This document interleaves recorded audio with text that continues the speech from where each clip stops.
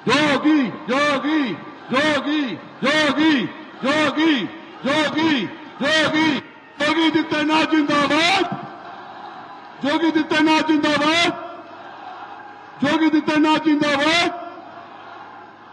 भारत माता की, भारत माता की, भारत माता की। वंदे वंदे वंदे। जयकारा शेरावाली माई दा।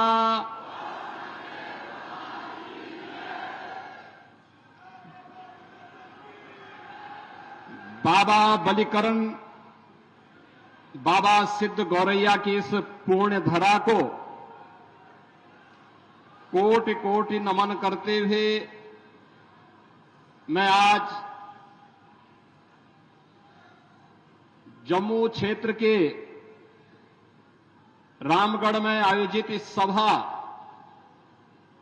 में आप सभी मतदाता बहनों और भाइयों का हृदय से अभिनंदन करता हूं। मंच पर उपस्थित हमारे सभी सम्मानित पूज्य संतजन, श्री योगी पुरुषोत्तम नाथ जी, योगी श्री राजेंद्र नाथ जी, योगी श्री भोलानाथ जी, योगी श्री पवन नाथ जी, भारतीय जनता पार्टी के लोकप्रिय प्रत्याशी डॉक्टर देवेंद्र कुमार मन्याल जी, विजयपुर से भारतीय जनता पार्टी के लोकप्रिय प्रत्याशी श्री चंद्र प्रकाश गंगा जी,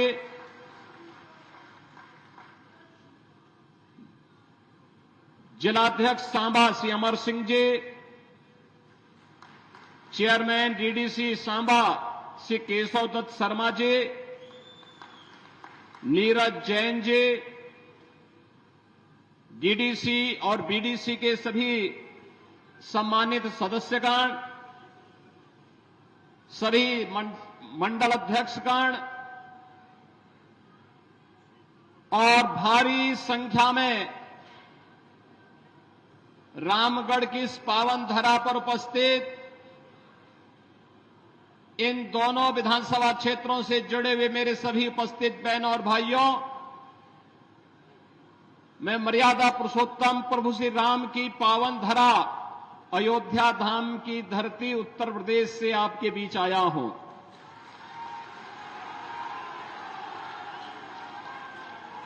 और कितना अच्छा संजोग है, अयोध्या धाम में प्रभु राम पैदा हुए और राम के नाम पे रामगढ़ जम्मू के अंदर बना है। बहनों और भाइयों, 1947 में देश आजाद हुआ। लंबे समय तक देश के अंदर कांग्रेस ने शासन किया, लेकिन कांग्रेस ने अयोध्या की समस्या का समाधान नहीं होने दिया। आप सबने, भारतवासियों ने मोदी जी पे विश्वास किया और मोदी जी के नेतृत्व में देश के अंदर सरकार बनने, उत्तर प्रदेश में भी भारतीय जनता पार्टी की सरकार आने के तुरंत बाद 500 वर्षों की समस्या ऐसे समाधान हुई जैसे कि वो समस्या ही नहीं थी। आज तो अयोध्या में 5 सदी के बाद फिर से अयोध्या में रामलला विराजमान हो चुके हैं, भव्य राम मंदिर का निर्माण हो चुका है। बहनों और भाइयों, कांग्रेस का नाम ही समस्या है और भारतीय जनता पार्टी का समाधान है। जो समस्या है उसके लिए बहाना चाहिए। कांग्रेस हमेशा बहाना बना करके देश की जनता को बेवकूफ बनाती रही है और यही कारण है देश में आतंकवाद की समस्या हो, उग्रवाद की समस्या हो, नक्सलवाद की समस्या हो, जातिवाद की समस्या हो, क्षेत्रवाद की हो, भाषावाद की हो, ये जितना भी विभाजन की बीज हैं, ये सभी विष बेल को बोने का कार्य, उसको पलवित और पोषित करने का कार्य कांग्रेस ने देश के अंदर आजाद भारत में किया। हिंदुओं को कमजोर करने का पाप किया और इनके पाप का परिणाम है ये आतंकवाद। कांग्रेस की सरकार जब केंद्र में थी और जम्मू कश्मीर में उसके साथ सहयोगी दलों की सरकारें चल रही थी, तब पत्थरबाजी की घटना होती थी। धड़ल्ले से यहां पर किस तरह की घटनाएं होती थी, किसी से छुपा हुआ नहीं है। लेकिन आपने देखा होगा पिछले कई वर्षों से मोदी जी के आने के बाद गृह मंत्री के रूप में माननीय अमित शाह जी के आने के बाद आतंकवाद अंतिम श्वास गिन रहा है और पत्थरबाज पूरी तरह गायब हो गए हैं। बहनों और भाइयों, ये परिवर्तन है, ये समाधान है। जिस जम्मू कश्मीर के लिए 1953 में भारतीय जनसंघ के संस्थापक अध्यक्ष डॉक्टर श्यामा प्रसाद मुखर्जी ने अपना बलिदान दिया था, जिस जम्मू कश्मीर के अंदर उन्होंने एक नारा दिया था पूरे देशवासियों के लिए, वह नारा था, एक देश में दो प्रधान, दो विधान, दो निशान नहीं चलेंगे, नहीं चलेंगे। भारतीय जनता पार्टी का एक एक कार्यकर्ता भारत माता का हर सच्चा सपूत इसके लिए लड़ता रहा, कार्य करता रहा। डॉक्टर श्यामा प्रसाद मुखर्जी के उस सपने को साकार करने का कार्य किसी ने किया है तो प्रधानमंत्री मोदी जी ने किया। 370 सदैव के लिए समाप्त कर दिया, 35A सदैव के लिए समाप्त कर दिया। आतंकवाद की नर्सरी समाप्त हो गई। अन्यथा ये कांग्रेस हो या पीडीपी या फिर नेशनल कॉन्फ्रेंस, ये सभी तो जम्मू कश्मीर को आतंकवाद का एक वेयर हाउस बना चुके थे। और वेयर हाउस से यहां का नौजवान, जिसकी ऊर्जा यहां के विकास में लगनी चाहिए थी, जिसकी प्रतिभा का लाभ देशवासियों को मिलना चाहिए था, उस पूरे जम्मू कश्मीर को इन्होंने अपने राजनीतिक स्वार्थ के लिए तबाह करके रख दिया था। बहनों और भाइयों, क्या नहीं था हमारे जम्मू कश्मीर के पास? क्या नहीं था हमारे पास? मैं आप सबसे कहना चाहता हूं कि आज जम्मू कश्मीर के अंदर हम जब बात करते हैं तो सचमुच मुझे उन महान विभूतियों की याद आती है। महाराजा हरि सिंह, जिन्होंने पहचान दिलाई थी। महाराजा हरि सिंह का शासन केवल यहीं तक नहीं था। और याद करिए, भारतीय जनता पार्टी की सरकार जम्मू कश्मीर में आते ही महाराजा हरि सिंह का कश्मीर फिर से आपके सामने होगा। काबुल तक का शासन महाराजा हरि सिंह के पास था। तिब्बत में डोगरा सेना रहा करती थी। कौन नहीं जानता है पंडित प्रेमनाथ डोगरा जी के प्रति किसके मन में सम्मान का भाव न हो। और जब कबालई यहां घुस करके आतंक फैलाना चाहते थे, तब ब्रिगेडियर राजेंद्र सिंह जी ने last man and last bullet का नारा भारत की रक्षा के लिए अपने आप को बलिदान किया था। इतनी महान परंपरा जिसने अपने परिश्रम से अपने पुरुषार्थ से जम्मू कश्मीर को धरती का स्वर्ग बनाया था, जिन्होंने अपने बलिदान से, अपने लहू से सींच करके इस धरती का स्वर्ग जम्मू कश्मीर को बनाया था, आज उसे मजहबी उन्माद का जो एक कोड़ है उसमें बदलने का पाप ये कांग्रेस, ये पीडीपी और नेशनल कॉन्फ्रेंस ने ही किया है। ये पाप करने वाले लोग जो देश के साथ गद्दारी कर रहे थे, देश के संसाधनों का उपभोग कर रहे थे, उनको सबक सिखाने का चुनाव है ये जम्मू कश्मीर विधानसभा का चुनाव। और इसी के लिए आज मैं आपके पास आया हूं। बहनों और भाइयों, परिवर्तन किस रूप में होता है याद करिए। करतारपुर कॉरिडोर के बारे में, गुरु नानक देव जी का कॉरिडोर बने, भारत की सिख परंपरा की गुरु परंपरा ने भारत के अंदर भक्ति से शक्ति की जिस यात्रा को आगे बढ़ाया था, गुरु नानक देव जी भक्ति के उस पराकाष्ठा का नाम था, तो गुरु गोविंद सिंह जी उस भक्ति से पनपी भी शक्ति का एक तेज था।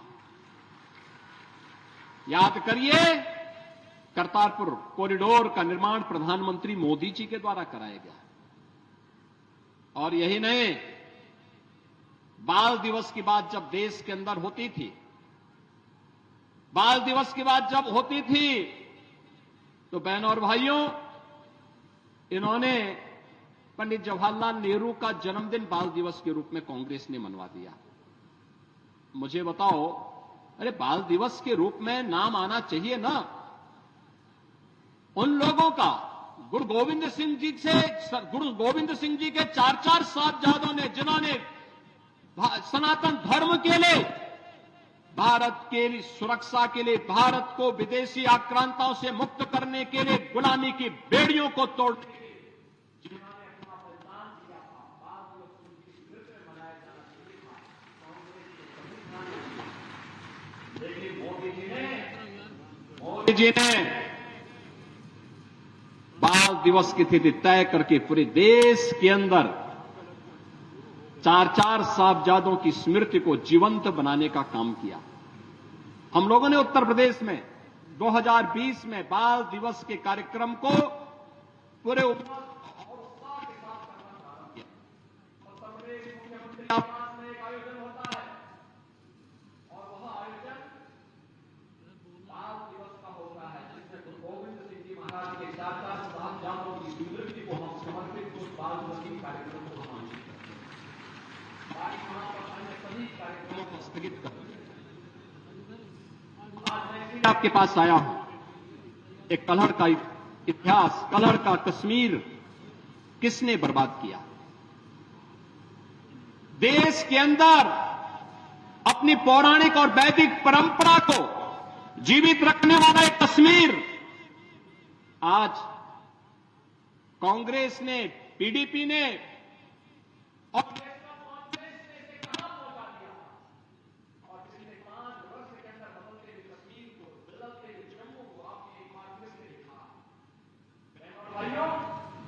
आज 5 वर्षों में जो बदलाव आपको देखने को मिला है, ये सब कुछ एक नए भारत का नया जम्मू कश्मीर है,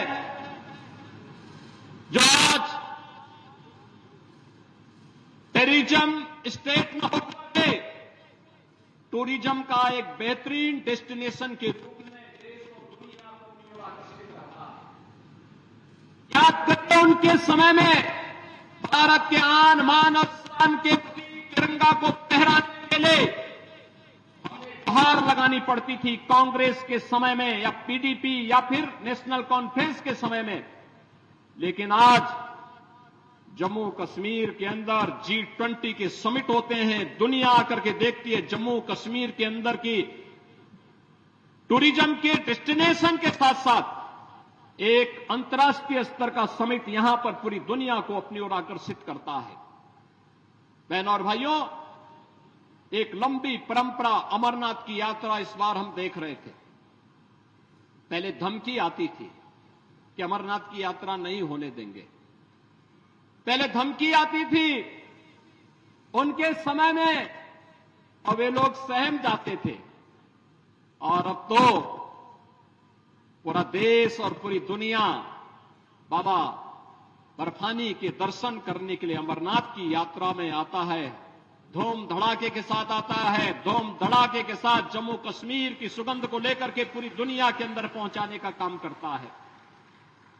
माता वैष्णो देवी का दर्शन करने के लिए पूरा भारत आता है, पूरी दुनिया के सनातन हिंदू धर्मावलंबी आते हैं, पूरी श्रद्धा भाव के साथ यहां आते हैं।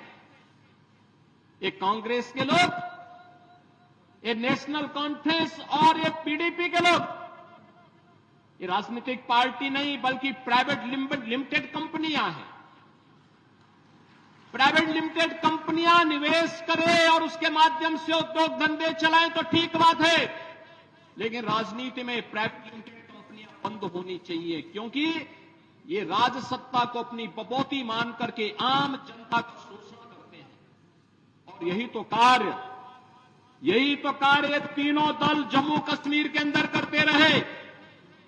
इन्होंने यहां दलितों को आरक्षण नहीं देने दिया, इन्होंने यहां पकड़वालों को आरक्षण नहीं देने दिया, इन्होंने यहां पहाड़ियों को आरक्षण नहीं देने दिया, इन्होंने यहां पर मुख्य धारा के साथ यहां से जुड़ी हुई जातियों को जोड़ने के लिए कोई सार्थक प्रयास नहीं किया, बल्कि 1947 में पाकिस्तान से जो लोग, जिनकी संपत्ति वहां छीन ली गई थी, जो लोग भारत के अंदर आए थे, इनको भी उन्होंने नागरिकता नहीं देने दी। और जब मोदी जी ने और अमित शाह जी ने जब इसके लिए कदम उठाया, सिटीजनशिप अमेंडमेंट एक्ट बना करके उसको प्रभावी ढंग से लागू किया, तो उसका विरोध ये सभी दल करते हुए दिखाई दे रहे थे।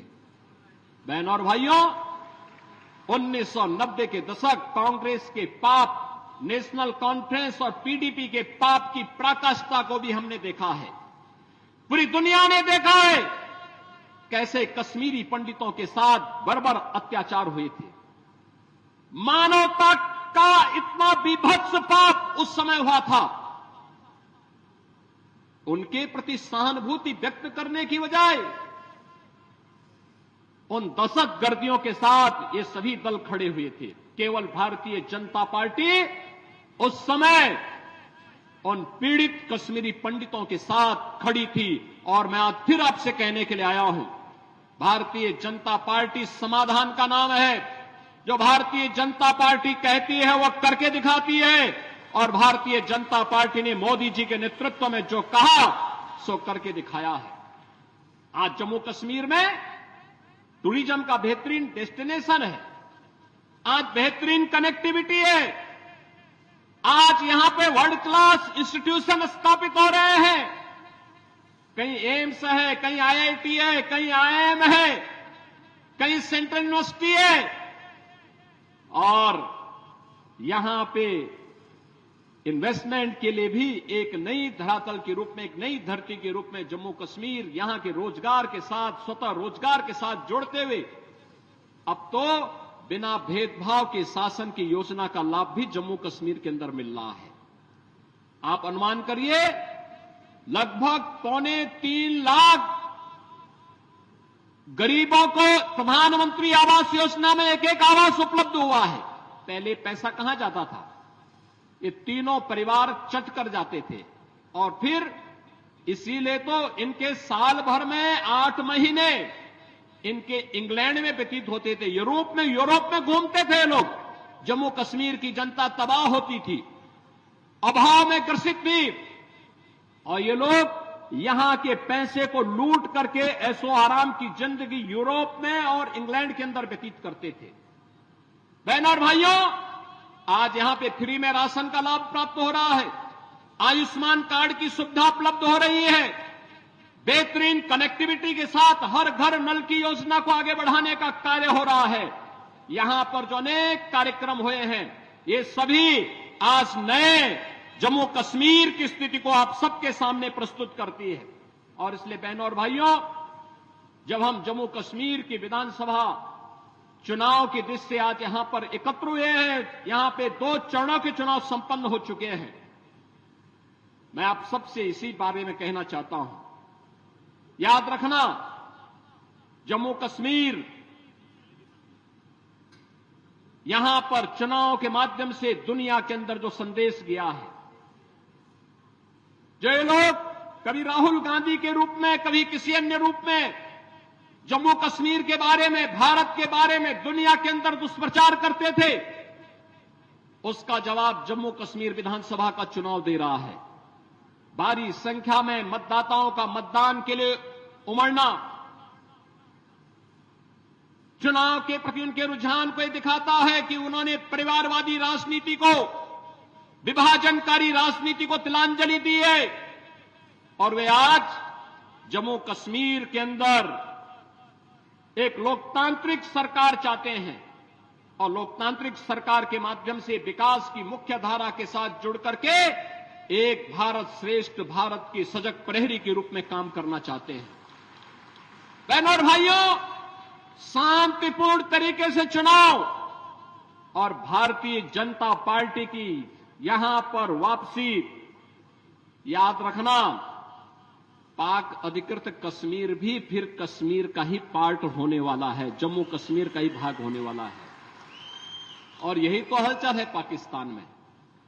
वे अपने लोकतंत्र को बचा नहीं पाए, उनको अपने लोकतंत्र को बचाने के लिए मशक्कत करनी पड़ रही है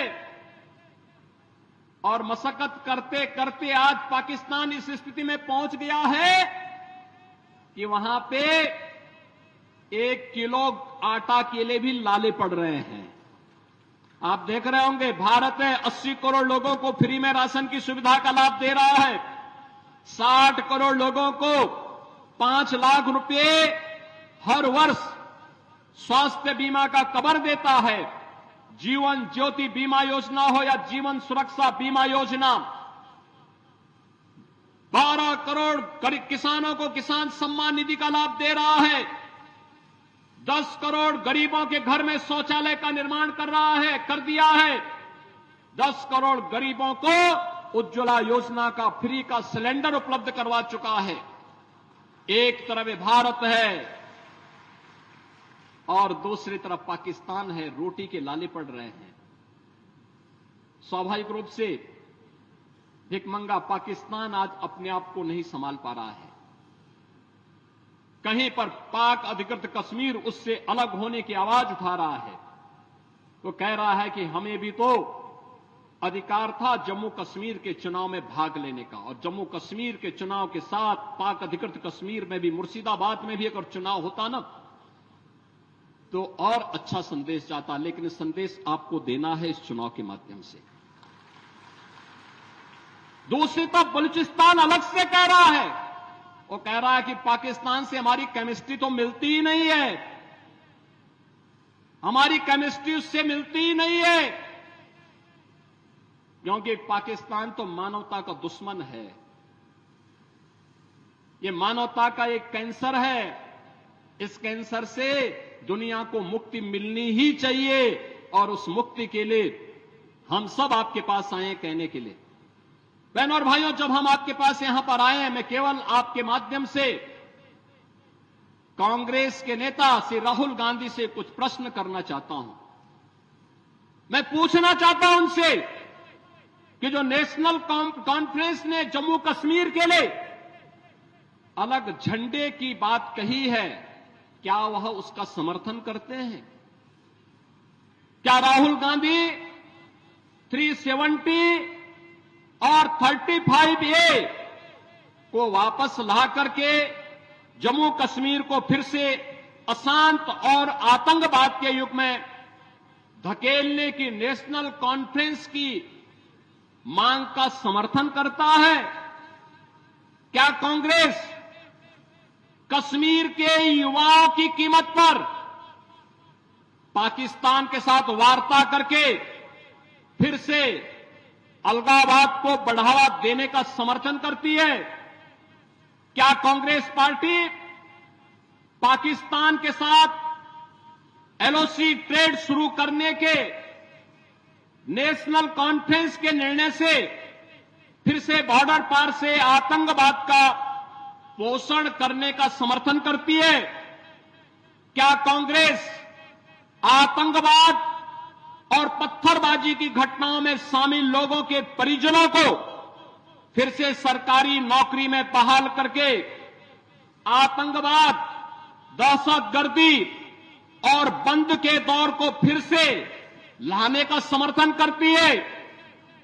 क्या कांग्रेस नेशनल कॉन्फ्रेंस के साथ अपने आरक्षण विरोधी चेहरे को फिर से सामने लाने का प्रयास नहीं कर रही है? और क्या जो यहां पर प्रधानमंत्री मोदी जी ने दलितों को, गुर्जरों को, बकरवालों को, पहाड़ियों को आरक्षण की सुविधा प्रदान की है, क्या नेशनल कॉन्फ्रेंस के द्वारा इन्हें समाप्त करने की घोषणा का क्या वह समर्थन करती है?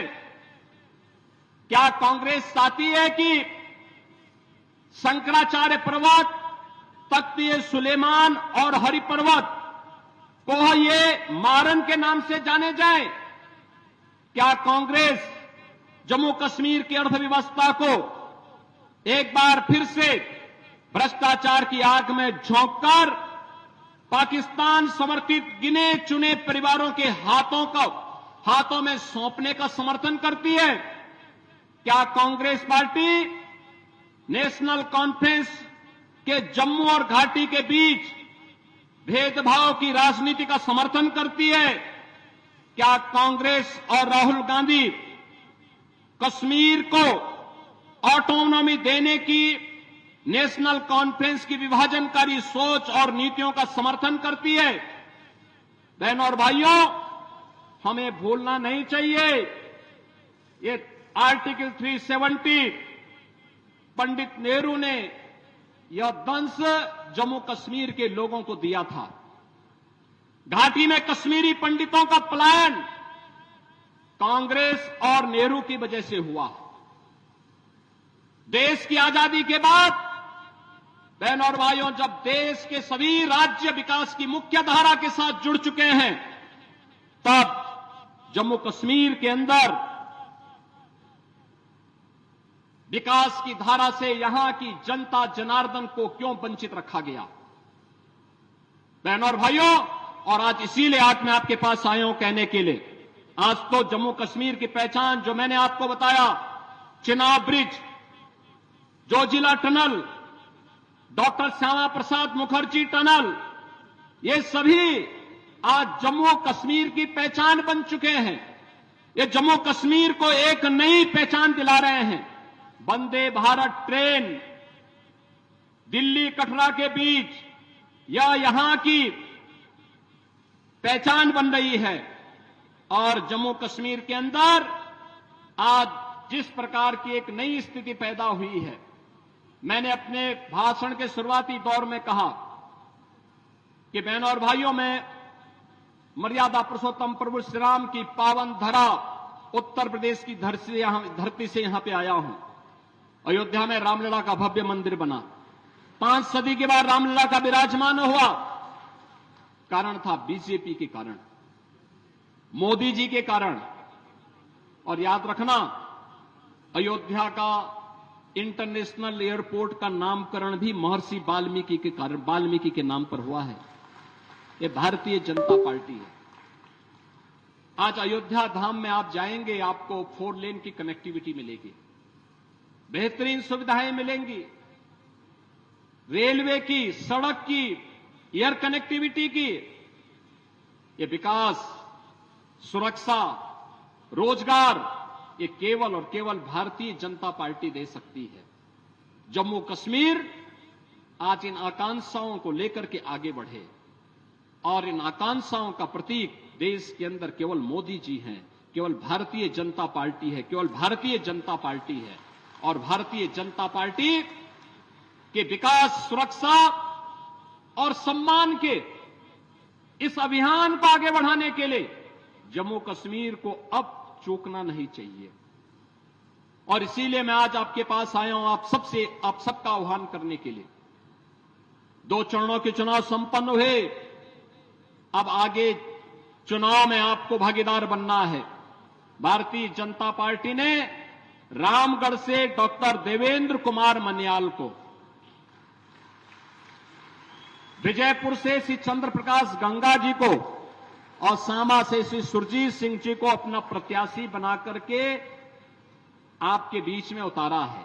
मेरी आप सबसे विनम्र अपील होगी, भारतीय जनता पार्टी के हर प्रत्याशी को कमल चुनाव चिन्ह पर भारी बहुमत से विजयी बना करके महाराजा हरि सिंह जी का, पंडित प्रेमनाथ डोगरा जी का, ब्रिगेडियर राजेंद्र सिंह जी के सपने का कश्मीर फिर से बनाने में आप अपना योगदान देंगे। इस विश्वास के साथ मैं एक बार फिर से यहां की पावन धरा को कोटि कोटि नमन करता हूं।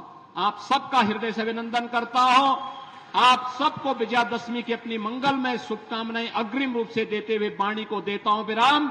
मेरे साथ बोलेंगे भारत माता की, भारत माता की, भारत माता की जय श्री राम, जय जय श्री राम।